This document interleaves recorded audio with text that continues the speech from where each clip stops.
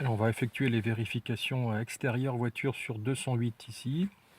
On va commencer par les feux. Alors, on peut vous demander de vérifier le fonctionnement des feux diurnes. Alors, les feux diurnes, c'est ceux qui s'allument automatiquement au contact moteur de la voiture, hein, on n'a pas le choix.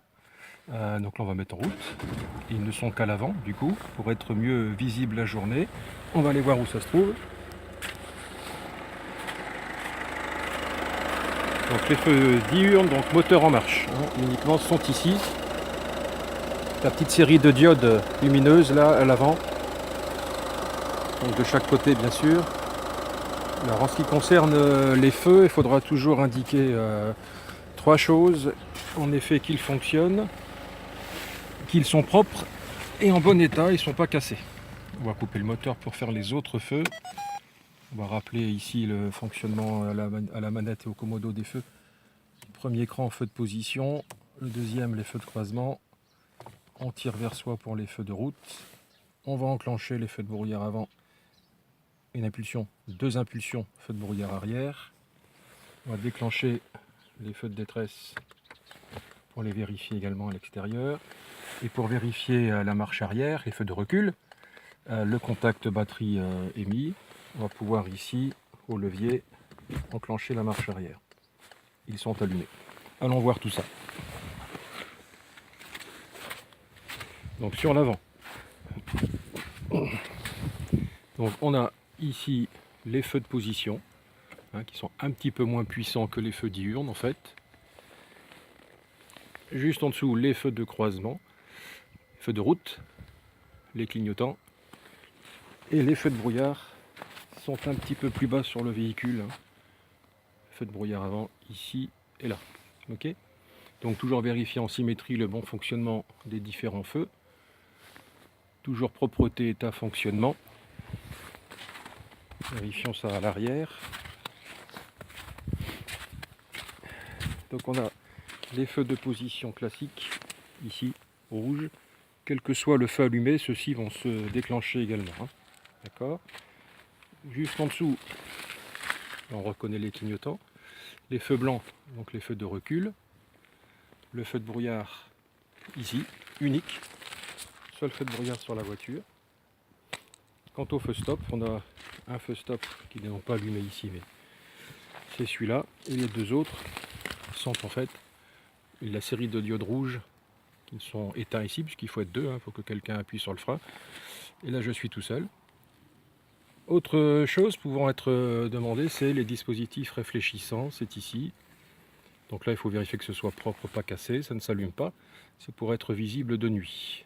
On peut également demander la vérification des plaques d'IMAT, leur propreté, leur état, à l'avant, à l'arrière, donc bien fixées, lisibles, propres. Mais également que les lumières sont bien présentes et fonctionnent sur l'éclairage arrière. Donc, dans ce cas, on ouvre le coffre. Et on constate en effet qu'on a bien deux lumières en fonctionnement pour l'éclairage de la plaque arrière ici. Ensuite, puisqu'on est derrière, tiens, on va y rester, pour le changement éventuel d'une ampoule sur un feu arrière. On va devoir accéder par l'intérieur du coffre ici. On va avoir une trappe d'accès qu'on sait enlever à la main très facilement. Pour trouver à l'intérieur ici du trou, une vis qu'on dévisse à la main. On va pouvoir du coup ici écarter le bloc-feu de la carrosserie d'une dizaine de centimètres et avoir l'accès du coup aux différentes ampoules. Donc il y a un petit démontage à expliquer mais à ne pas faire à l'examen. Alors on peut vous demander si on a bien le triangle de danger dans l'auto. En l'occurrence ici il se trouve un peu caché mais il sera plus apparent au permis dans sa housse rouge. Triangle de danger. Placé donc 30 mètres derrière le véhicule en cas de problème.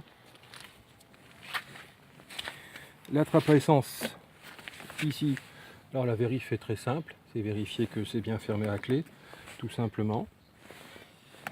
Sécurité enfant sur les portes arrière. On va ici se diriger vers l'interrupteur entre guillemets rouge là, qu'on va tourner d'un quart de tour comme ceci, avec la clé de contact de l'auto qui sert d'office de tournevis en fait. Donc à effectuer sur les deux portières arrière. D'accord ? Donc sécurité enfant. Ensuite, sur la carrosserie avant, on va avoir ici l'indicateur de pression des pneumatiques. Ça peut être demandé, il faut savoir le préciser. On est par exemple à 2 barres de pression à l'avant, 2 barres à l'arrière. En charge normale. Ici, c'est en cas d'un chargement lourd dans le véhicule. Ensuite, on passe au compartiment moteur, où il va falloir situer différents éléments, et notamment les différents bouchons de remplissage. Pour le lave-glace, par exemple, donc c'est le bouchon bleu, toujours reconnaissable, bleu, lave-glace, liquide de refroidissement, reconnaissable au symbole de danger et de température d'eau sur le bouchon. Par transparence, ici on peut voir que le liquide arrive à mi-bocal, donc on entre maxi-mini, tout va bien. Le remplissage d'huile moteur ici. Et ici la jauge de vérification du niveau d'huile. Là ça se fait sur un terrain plat, moteur froid. Il reste ici le bouchon du liquide de frein. Et en dessous la batterie qui peut te demander, elle est facilement visible hein, ici. À part ça, le changement d'ampoule sur l'avant. Là il faut aller chercher derrière l'optique. Et on va trouver des caches-ampoules. Il y en a un là. On va essayer de voir ça un petit peu mieux là. Voilà. Un cache-ampoule. 2 caches-ampoules en plastique.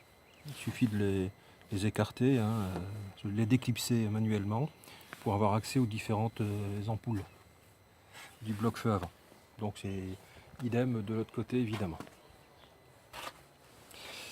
Donc voilà, on résume le liquide lave-glace, liquide de refroidissement, réservoir d'huile, jauge d'huile, la batterie, liquide de frein. C'est bon? On va refermer le capot, donc il faudra remettre la béquille ici dans son logement jaune là, verrouillé. Le capot lui on tend le bras à la longueur du bras tendu, on peut le lâcher, il va claquer. Il est verrouillé, il n'y a plus de jeu dessus. Les gicleurs d'essuie-glace sur le capot direct. Ici, on peut vous les demander, ils sont là. Les essuie-glaces, on doit de temps en temps les vérifier, il faudra alors les soulever un petit peu, puis vérifier le caoutchouc de l'essuie-glace ici, s'il n'est pas craqué à un endroit ou à un autre, ou commencerait à se déchirer aux extrémités ici. Donc c'est pas le cas, donc là il faudra faire la vérif pour les 3 essuie-glaces, hein. N'oublions pas qu'il y en a un derrière aussi. Ensuite, on va éventuellement demander de vérifier un pneumatique. Alors le flanc du pneu, hein, on va s'arrêter à ça, ce sera vérif. Le flanc c'est la partie ici latérale du pneu qui frotte sur les trottoirs généralement. Donc on peut avoir quelques petits ennuis comme des coupures, déchirures, voire une hernie, hein, une petite boule de caoutchouc qui se forme sur le pneu. Donc confirmation à l'examen à l'inspecteur qu'il n'y a pas après avoir visualisé ce pneu-là par exemple. Ou également savoir lui indiquer le repère du témoin d'usure. Alors le témoin d'usure, c'est, vous connaissez, hein, c'est un petit bourrelet de caoutchouc qui est dans les rainures, qui fait 1,6 mm. Et quand la bande de roulement arrive à effleurer ce témoin, c'est que le pneu est mort. Alors sur le flanc du pneu, alors il faut le chercher parfois, on a des petits indicateurs. Ici par exemple, c'est un petit dessin d'une goutte d'eau qui va du coup vous préciser qu'en prolongeant ce petit repère inscrit du doigt vers le pneu, on va trouver le témoin d'usure dans la rainure, exactement dans le même prolongement. Donc repère de témoin d'usure, c'est ça. Et on va en trouver régulièrement autour du pneu, hein, tous les 30-40 cm, en cherchant. Par exemple, on en trouve un autre ici. D'accord ? Alors cette marque est variable selon les marques de pneus justement, hein. Chacun son petit logo. Basiquement c'est souvent un triangle qui est posé.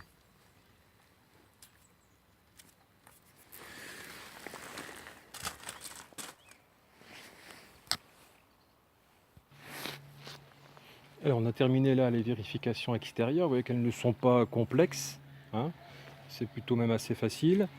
Va rester ensuite évidemment les questions, la question qui va avec la vérif que vous allez effectuer. Bon, déjà on va refermer le coffre. C'est d'ailleurs une question aussi, ça ouvrir et fermer et vérifier sa bonne fermeture comme le capot avant, il n'y a pas de jeu. La liste des questions, donc je vais vous la mettre en fin de vidéo.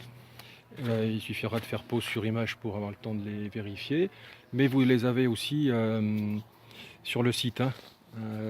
À la rubrique vérification, il y a le listing des questions intérieures, extérieures pour révision. Voilà, ok, à vous de bosser. Merci de votre attention.